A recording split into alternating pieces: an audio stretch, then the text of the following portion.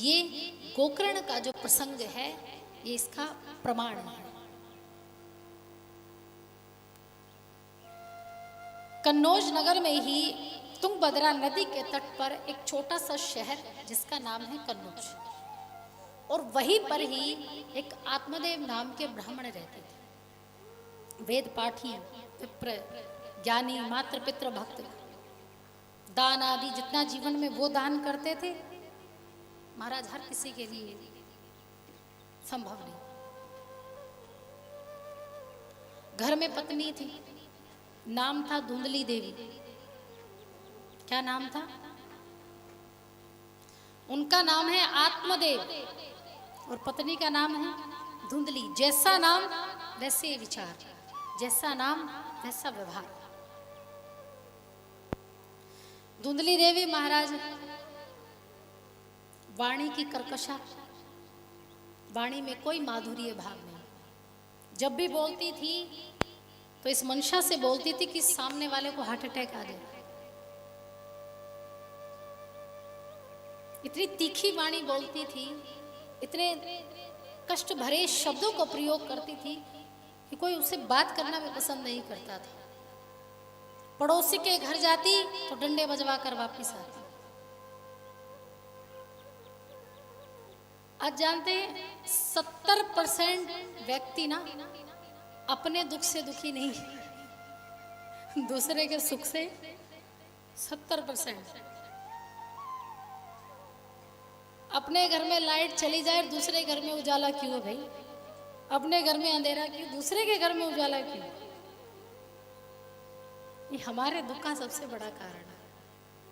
ऐसी धुंधली देवी, वाणी की कर्कशा, वाणी से सदैव गाली गलौज, लड़ाई करना, झगड़े करना, सास की बहू के सामने, बहू की सास के सामने, दोनों के डंडे बजवा देती और बाहर जाकर खूब आनंद से सुनती।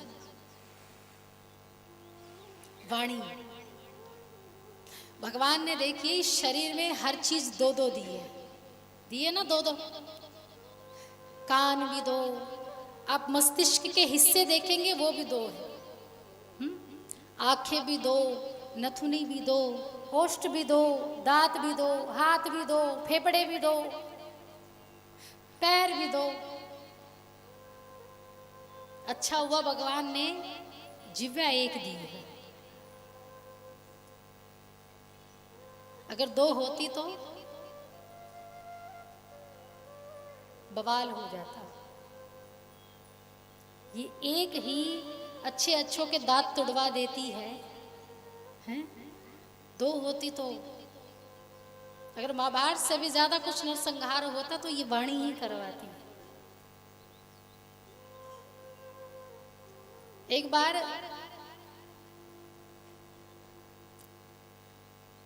दांत ने जिह्वा से कहा कि हम 32 हैं, हम बहुत कुछ कर सकते हैं, अगर ज्यादा चूचपड़ करी तो तुझे भी काट देंगे। जिह्वा बेचारी दुबक कर बैठी रहती है दांतों के बीच में। तुम क्या ही कर सकती हो? तुम एक हो और हम 32, जब चाहे तुम्हें काट सकते।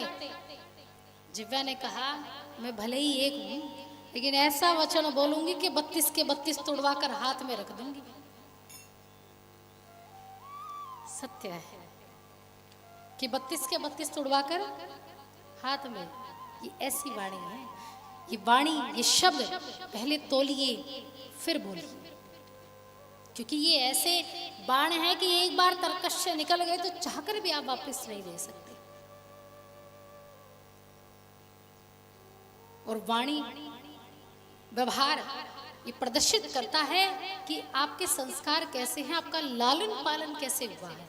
ये वाणी ही तो बताती है कि आपके माँ बाप ने आपको क्या सिखाया होगा, आपके गुरुजनों ने आपको क्या सिखाया होगा। ये केवल वाणी बताती है। जैसी ये डिबिया खुलेगी वैसे सामने वाले का व्यक्तित्व खुलकर, खुली किताब की भांति समक्ष आ जाता है, सामने आ जाता है कि व्यक्ति क्या है, मात्र व्यवहार से, मात्र वाणी से।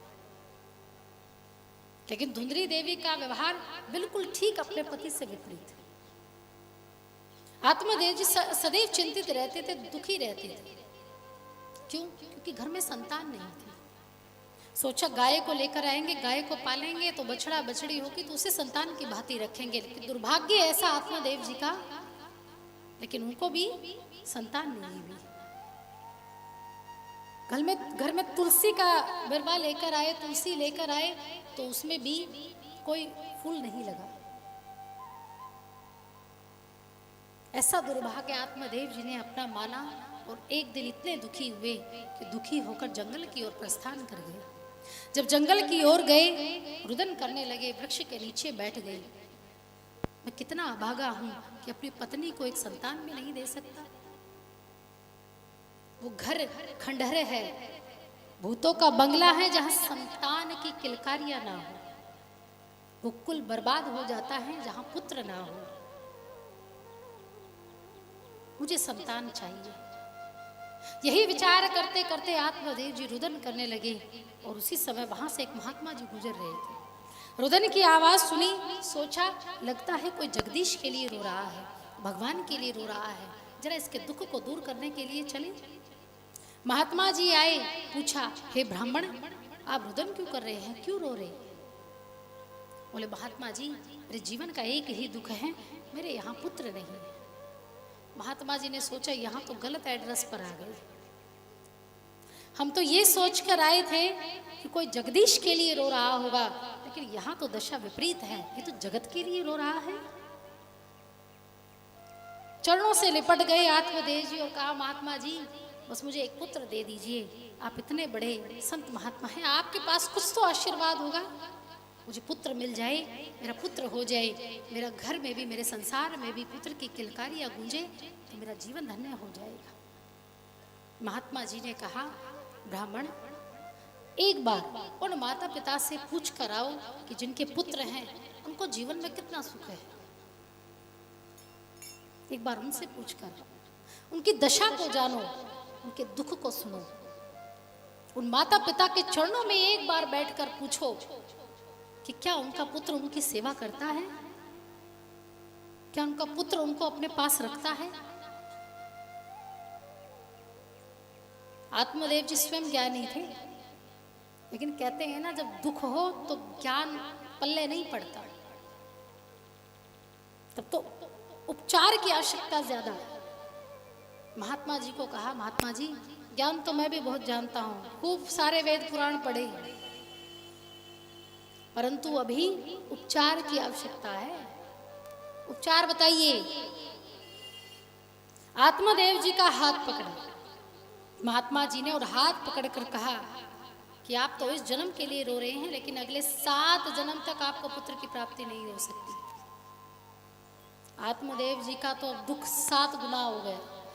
यहाँ तो 1 जन्म के लिए रो रहे थे, अगले 7 जन्म का भी चिट्ठा खोल दिया कि 7 जन्मों तो को औलाद नहीं, पुत्र नहीं है। लेकिन आत्मदेव जी को ध्यान आया, स्मरण आया, जो 7 जन्म देख सकते हैं वो मुझे पुत्र भी दे सकते हैं। खूब जोर जोर से लिपट गए चरणों से और रोने लगे, महात्मा जी अब तो जरूर आशीर्वाद दे दीजिए, अब तुम पक्का मान गए कि ऐसे वैसे संत नहीं है। महात्मा जी अब क्या करें, कहते हैं ना, गुरुजन जब किसी के जीवन में आ जाए तो भैया तारने का पूरा दायित्व तो उनके कंधों पर आ जाता है। झोले से एक फल निकाला और आत्मदेव जी के हाथ में रख दिया और कहा, हे महात्मा, हे ब्राह्मण, आप घर जाइए, अपनी पत्नी को स्नान करने के लिए कहिएगा और स्नान करने के बाद एक आसन पर बैठकर भगवान का नाम लेकर इस फल को ग्रहण करें और निश्चित है 9 महीने बाद आपके एक सुंदर पुत्र होगा और महान ज्ञानी होगा। क्यों? क्योंकि मैं 1000 वर्षों की तपस्या से अभी अभी निवृत्त हुआ हूँ और संपूर्ण तपस्या का जो फल है वो इस फल में है। जो इस फल को खाएगा उसको एक विचित्र पुत्र पैदा होगा जो महाज्ञानी प्रकांड होगा, ईश्वर के समान होगा, देवताओं के समान होगा। आत्मदेव जी प्रसन्न हुए, महात्मा जी को प्रणाम किया और महात्मा जी को प्रणाम करके चल दिए घर की ओर। घर की ओर चले तो घर की ओर जब जाने लगे तो पत्नी देवी ने आओ भगत की स्वागत किया आत्मदेव जी का। जब स्वागत किया, द्वार पर आई, आरती उतारी, आत्मदेव जी ने देवी जी को बुलाया, कहा, देवी आप स्नान करके आइए। बोले आप पहले काम बताइए कि काम क्या है। बोले मैं तुम्हारे लिए एक फल लेकर आया हूँ और एक महात्मा जी ने मुझे ये फल दिया है, इस फल को खाकर आप गर्भवती हो जाएंगी और आपके यहाँ विद्वान पुत्र पैदा होगा। अब धुंधली देवी तो कुतर्क बुद्धि की, मन में सोचे कि कहीं फल खाने से भी गर्भवती होते हैं, फल खाने से कहीं गर्भवती होते हैं, और गर्भवती हो भी जाऊंगी तो प्रसव पीड़ा को कैसे सहन करूंगी, मेरी सुंदरता नष्ट हो जाएगी, और प्रसव पीड़ा को सहन करके मैं पुत्र को जन्म भी दे दूंगी, लेकिन मैंने सुना है कि लालन पालन करने में पूरा जीवन व्यस्त हो जाता है, मैं लालन पालन कैसे करूंगी। ये सोच ही रही थी, आत्मदेव जी ने धुंधली देवी को कहा कि धुंधली अब तुम इस फल को ग्रहण करो। बोले महाराज आप अपना काम कीजिए, मैं स्नान करके निवृत्त होकर राम नाम लेकर इस फल को खा लूंगी। अब आत्मदेव जी बेचारे भोले निर्मल भक्ति के फल देकर चले गए, लेकिन साथ साथ धुंधली देवी को नियम भी बताए कि देवी इस फल को खाने के कुछ नियम हैं। नियम क्या है कि पहला नियम ये है कि 1 वर्ष तक तुम्हें सत्य बोलना है, 1 वर्ष तक सत्य बोलना है, जो धुंधली देवी के लिए असंभव है, जो नित्य प्रतिदिन अनगिनत मिथ्या और झूठ बोला करती थी, वो सत्य कैसे बोलेगी। दूसरा नियम बताया कि 1 वर्ष तक एक समय भोजन करना है। तीसरा नियम 1 वर्ष तक निरंतर राम नाम का जाप करना है। बड़ी बड़ी माताएं कहते हैं ना, जब नारी गर्भवती हो जाती, बहू गर्भवती हो जाती, तो ये कहती हैं कि रामचरितमानस पढ़ो, राम जैसा पुत्र होगा। भगवान का नाम लो तो उसकी भक्ति उस पुत्र में आएगी।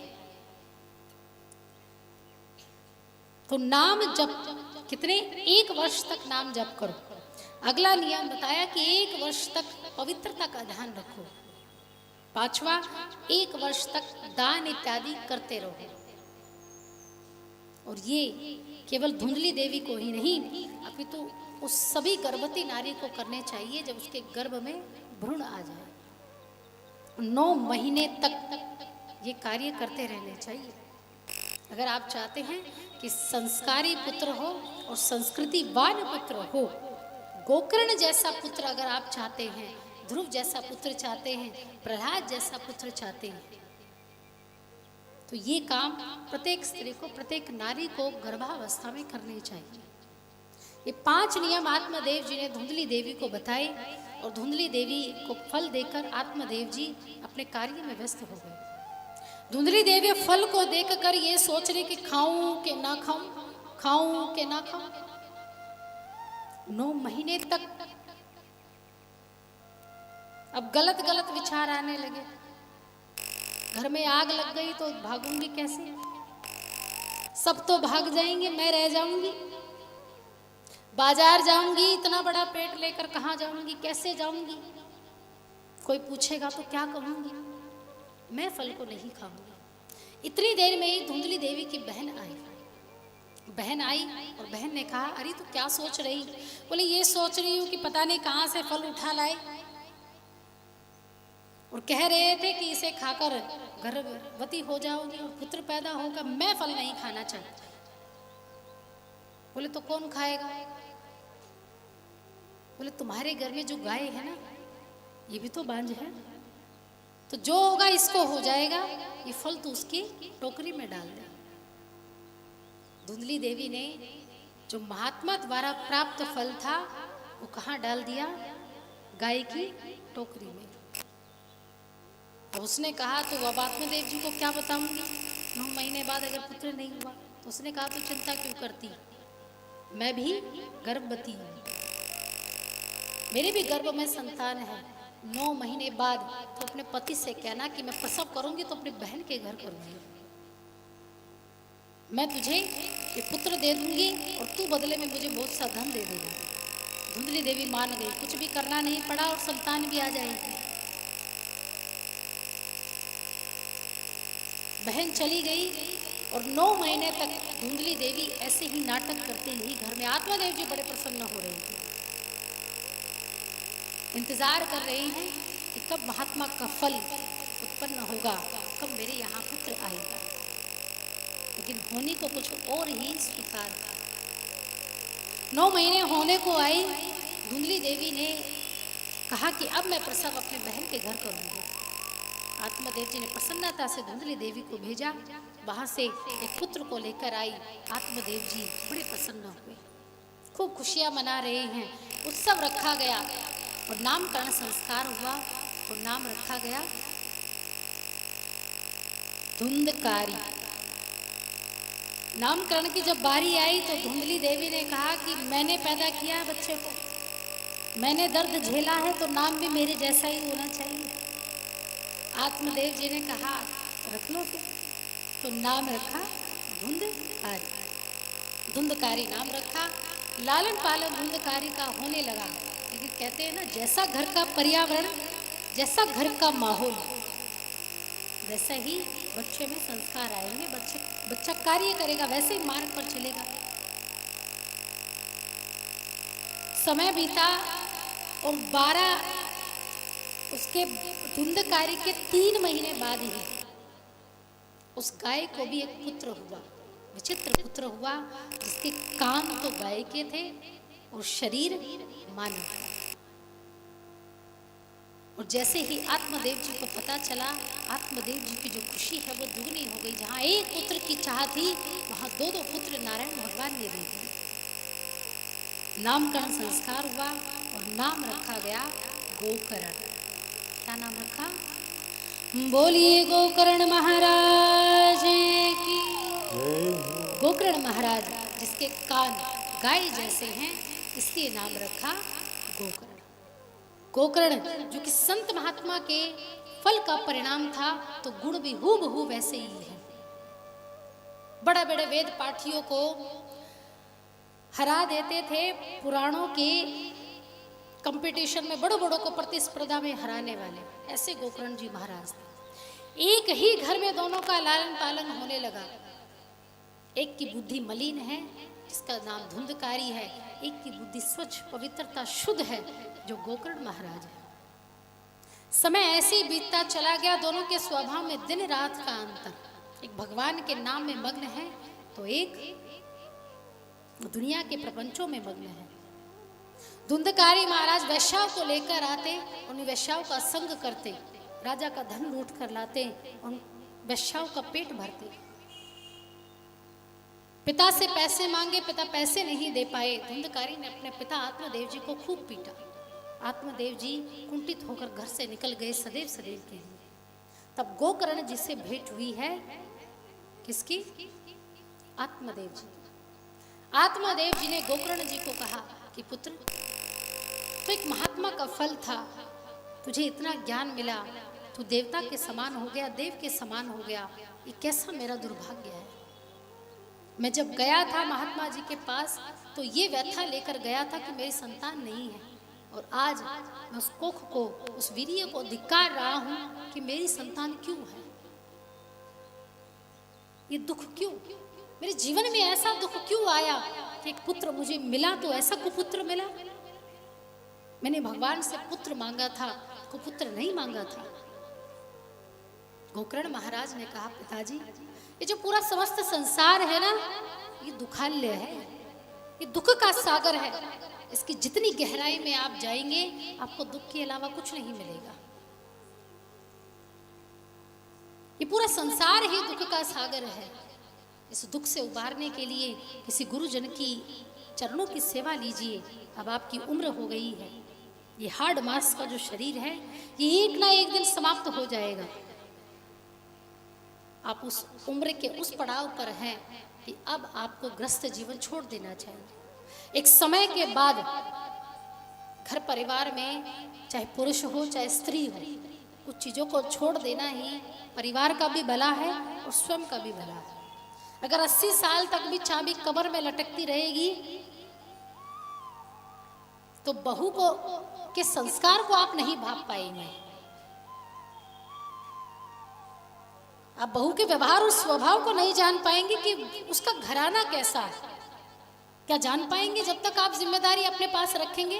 कदापि नहीं जान पाएंगे कि वो किस घराने से, किस परिवार से। तो जैसे जैसे उम्र बीत जाए, सास को चाहिए कि अपनी जिम्मेदारी अब बहू तक लौटा दे। उसको परखिए, 1-2 साल तक परखिए। अगर आपको लगता है जिम्मेदारी निभा सकती है, अपने कंधों पर मेरे जैसे उठा सकती है, तो आप जिम्मेदारी दे दीजिए। और ज्यादा लंबे समय तक उसको आप ढोते रहेंगे तो गधे की भांति जीवन जिएंगे। एक मानव के पास सबकी उम्र है, कुत्ते की भी, गधे की भी और बैल की भी। कुत्ते की, गधे की, बैल की, इन सब की थोड़ी थोड़ी आयु एक मनुष्य ने ली है। और थोड़ा थोड़ा जीवन जब जीते हैं तो आखिर में बैल की तरह ही ढोते रहते, गधे की तरह ही ढोते रहते हैं इस पूरे जीवन को। तो समय आने पर कुछ चीजों को छोड़ देना ही हमारे जीवन के लिए अच्छा है, हमारे हम सभी के लिए अच्छा है, उस अवस्था के लिए अच्छा है। गोकर्ण महाराज ने सुंदर उपदेश दिया है अपने पिता को, आत्मदेव जी। उसी समय आत्मदेव जी ने घर को त्याग दिया और घर को सदैव सदैव के लिए त्याग कर वन में चले गए, बद्रीनाथ चले गए और भगवान का भजन करने लगे। घर में कौन रहा? धुंधली देवी और धुंधकारी। गोकर्ण महाराज ने अपनी माँ यानी धुंधली देवी जी से आज्ञा ली कि माँ, अब मैं गुरुकुल के लिए प्रस्थान कर रहा। गोकर्ण महाराज गुरुकुल में प्रस्थान कर गए, दोनों घर में रहे। एक दिन धुंधकारी 5 वेश्याओं को लेकर आया, राजा का धन लूट कर लाया। धुंधली देवी ने समझाने का प्रयास किया, लेकिन धुंधकारी नहीं माना।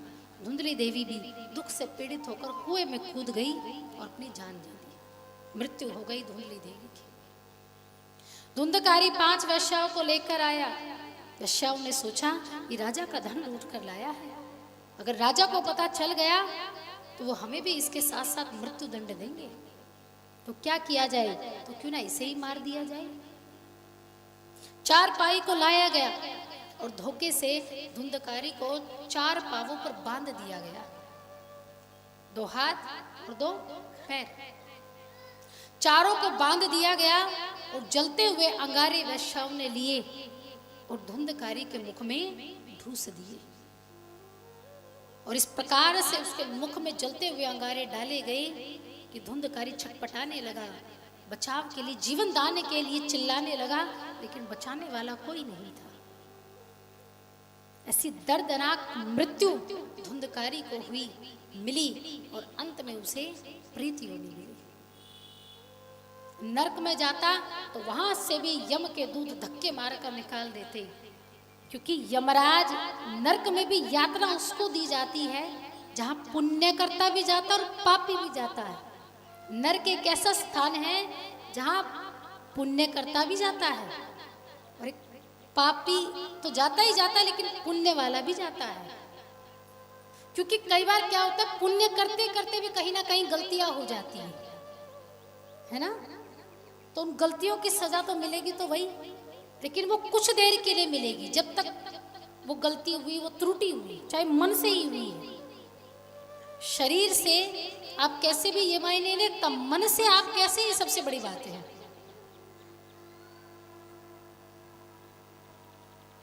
तो ये ऐसा नरक है जहां पापी भी जाता और पुण्य करता भी जाएगा। उसके थोड़े से पाप हैं तो उनको निवृत्ति तो नरक में ही होगी। और इस स्थान पर देखिए धुंधकारी को भी स्थान नहीं मिला। तो आप विचार कर सकते हैं कि उसने जीवन में अपने क्या किया होगा,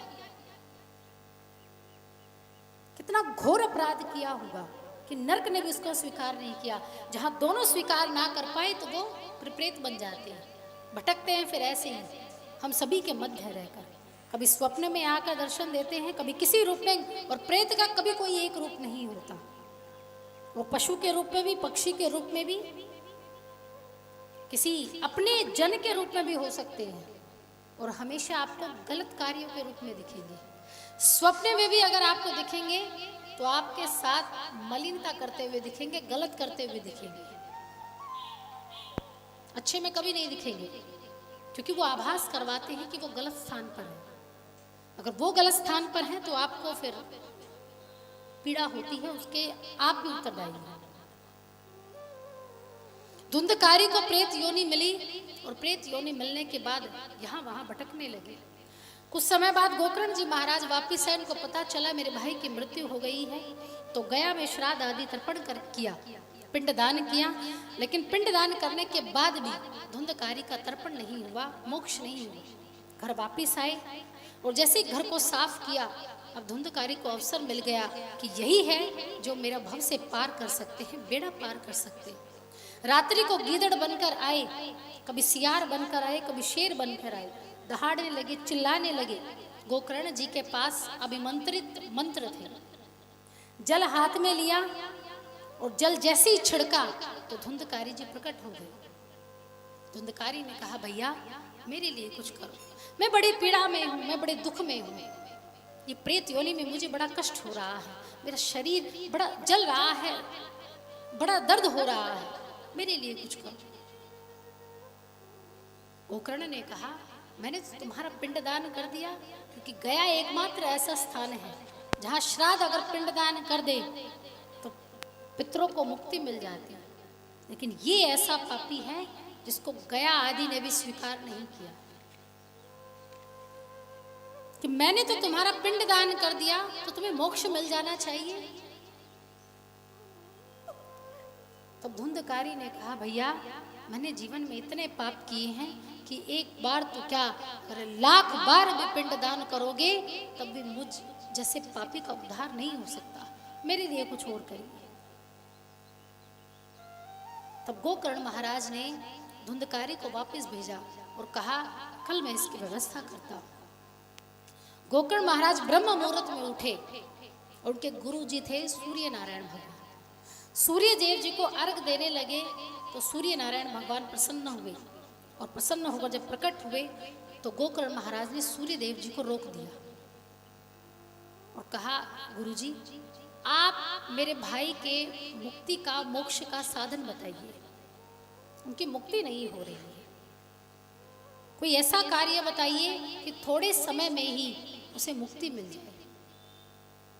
तब सूर्य नारायण भगवान ने कहा, गोकर्ण इसका एक ही उपाय है और वो है श्रीमद् भागवत सप्ताह यज्ञेन यज्ञ। आप भागवत करवाइए, 7 दिन तक उसे एक स्थान पर बिठा कर रखिए, क्योंकि प्रेत है, प्रेत कभी एक स्थान पर नहीं ठहरता। और उसे कहना कि भाव से वो 7 दिन तक अगर कथा सुने, पश्चाताप करे तो निश्चित है उसका उद्धार होगा। गोकर्ण महाराज ने आज्ञा ली और गोकर्ण महाराज जैसे ही प्रातः हुए, धुंधकारी को बिठाने के लिए, स्थान देने के लिए पूरे नगर में घोषणा करवा दी गई कि श्रीमद् भागवत कथा का आयोजन किया जाएगा। पहले कोई माइक नहीं थे, कोई प्रचारक नहीं थे। कथा सुनने के पहले जिज्ञासु थे, रसिक थे, अभिलाषी थे। यहाँ जबरदस्ती घसीट घसीट कर लाना पड़ता, कथा सुन लो, कथा सुन लो, कथा सुन लो। इतनी मार्केटिंग कर देते, इतना पैसा खर्च कर देते हैं, तब भी नहीं आ पाते। और उस समय किसी को जरा सी भनक भी लग जाती ना कि फलानी जगह पर भागवत हो रही है। भृगु ऋषि का नाम सुना है? भृगु ऋषि जब नैमिषारण्य में कथा हो रही थी तो भृगु ऋषि को एक कार्य सौंपा गया था। क्या? कि श्रोताओं को घर से लेकर आना है, श्रोताओं को घर से लेकर आना है। तो भृगु ऋषि क्या करते थे, महाराज घर घर जाते थे और प्रचार करते थे कि नैमिषारण्य में भागवत हो रही, कथा सुनने के लिए आ जाओ। कुछ लोग कहते, भैया खेत में हल चला रहे, काम है हमारा, हम कथा सुनने नहीं आ सकते। तो भृगु ऋषि जानते क्या करते थे? उसे कहते कि हम हल चला लेंगे, हम तुम्हारा खेत जोत देंगे, तुम कथा सुनकर आओ। ऐसे भृगु ऋषि थे। कोई घर में नारी कह देती, मेरा बच्चा रो रहा है, मेरा पोता रो रहा है, पोते को कौन संभालेगा? भृगु ऋषि कहते, हम तुम्हारे पोते को संभाल लेंगे, तुम कथा सुनकर आओ। बोले हमारा काम पड़ा है, बोले हम तुम्हारा काम कर देंगे, तुम कथा सुनकर आओ। ऐसे भृगु ऋषि थे, घसीट घसीट कर लाते थे महाराज। कोई नहीं आता, कोई भी बहाना बनाता कि मेरा ये काम पड़ा वो काम पड़ा, भृगु ऋषि जानते क्या कहते, टांग पकड़ पकड़ कर लेकर आते। कैसे घसीटते, टांग पकड़े और चलो कथा में, चलो कथा में। और यहाँ घसीट कर तो छोड़ो, हाथ जोड़ जोड़ कर लाना पड़ता है। अरे कथा सुनने आ जाओ, कर लो अपना कल्याण। ये अब मिली, क्या पता कल मिले ना मिले। ऐसे भृगु ऋषि थे।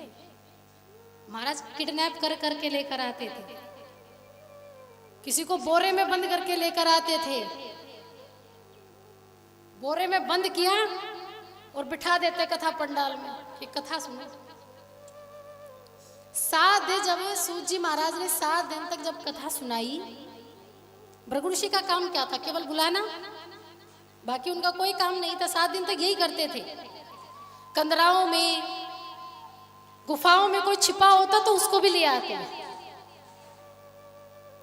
कहीं जो भी छिपा हुआ होता उसी को लेकर आते, ऐसे भृगु ऋषि।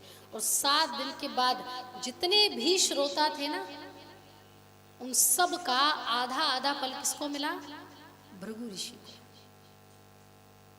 क्योंकि उन्होंने बुलाने का कार्य किया था, जोड़ने का कार्य किया था, एक भक्त को भगवान से जोड़ने का कार्य किया था, निमित्त बने थे। भृगु ऋषि ने 7 दिन तक कोई कथा नहीं सुनी, कोई कथा नहीं सुनी, कथा का का भी नहीं सुना, रा का रा भी नहीं सुना, परंतु एक ऐसा सत्कर्म उन्होंने किया था कि रीझ गए भगवान, ये वो ब्राह्मण है, ये वो भृगु ऋषि है।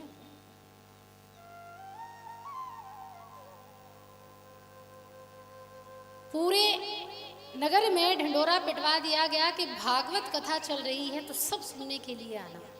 कोई माइक वाइक नहीं थे, क्योंकि वाणी ही इतनी तेजस्वी थी, तेजस्वी वाणी। गोकर्ण महाराज व्यासपीठ पर विराजमान हुए, उससे पूर्व धुंधकारी जी को 7 घाट के बास में मंत्रों से अभिमंत्रित करके स्थान दिया गया। और इस 7 घाट के बास जानते कहाँ मिलते, गया जी। आप वहां जाएंगे, वहां आपको मिलेंगे 7 घाट के बास। देखिए ये प्रकृति भी अद्भुत है ना। पहले ही वो चीज बनाकर भेज देती है जो बाद में हमें सुननी है या सुनने को मिलेगी। तब तक धुंधकारी की कथा नहीं हम सुनते थे, तब तक 7 घाट के बास को कौन जानता था, किसी को पता था 7 घाट के बास। इस 7 घाट के बास में गोकर्ण जी महाराज ने अभिमंत्रित किया और धुंधकारी को कहा कि अब तुम इसमें बैठ जाओ। अगर तुम सच में चाहते हो कि तुम अपना उद्धार करना चाहते हो, कल्याण करना चाहते हो, तो 7 दिन तक यही विराजमान रहना। और वायु का रूप लेकर, वायु के प्रभाव में 7 घाट में धुंधकारी जी महाराज विराजमान हुए। और जैसे विराजमान हुए, व्यासपीठ पर गोकर्ण महाराज बैठे। प्रथम दिन की कथा प्रारंभ हुई, महात्मा की कथा प्रारंभ हुई।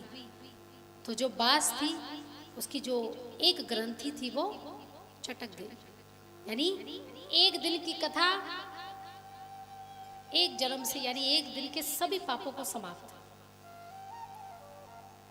दूसरे दिन की कथा हुई तो दूसरी बास चटक गई, तीसरे दिन की कथा हुई तो तीसरी ग्रंथि चटक गई, चौथे दिन की कथा हुई तो चौथी ग्रंथि चटक गई। ऐसे करके 5, 6 और 7 दिन बाद पूरे जो बास की 7 ग्रंथियां थी वो छिटक गई। और जैसी ग्रंथि चटकी, उनसे एक सुगंध रूप में श्री धुंधकारी जी महाराज प्रस्थान कर गए। उस धुंधकारी जी महाराज प्रकट हो गए। कहते हैं जब कोई दुरात्मा होती है, दुर्गति होती है, तो उसमें से दुर्गंध आती है। क्या आती है? दुर्गंध। लेकिन जो सत्य आत्मा होती है उसमें से सुगंध आती है। आप आगे सुनेंगे, पूतना का विवरण आता है भागवत जी में। पूतना जब राक्षसी बनकर आई, भगवान के समक्ष आई, तो दुर्गति को लेकर आई थी, दुर्भावना से आई थी। जैसे ही भगवान ने उसका उद्धार किया था और उसके जब अनगिनत चिता बनाई गई थी, तो मानो ब्रज में ऐसा प्रतीत हो रहा था कि लाखों पुष्प, लाखों इत्र बरसा दिए गए हैं ब्रज में। क्या थी? राक्षसी थी, दुरात्मा थी, आचार व्यवहार आहार सब कुछ बेकार था। लेकिन जैसे ही भगवान का स्पर्श हुआ तो श्रेष्ठ बन गई, पावन बन गई। ऐसे ही जब भगवान की कथा का स्पर्श किसी पर हो जाता है तो वो व्यक्ति सुगंधित हो जाता है, पुष्प की भांति उसका जीवन खिल जाता है। धुंधकारी के शरीर से सुगंध आने लगी और जितने भी वहां पर श्रोतागण बैठे थे सब धुंधकारी को देकर जय हो जय हो जय हो बोलिए भागवत महापुराणे।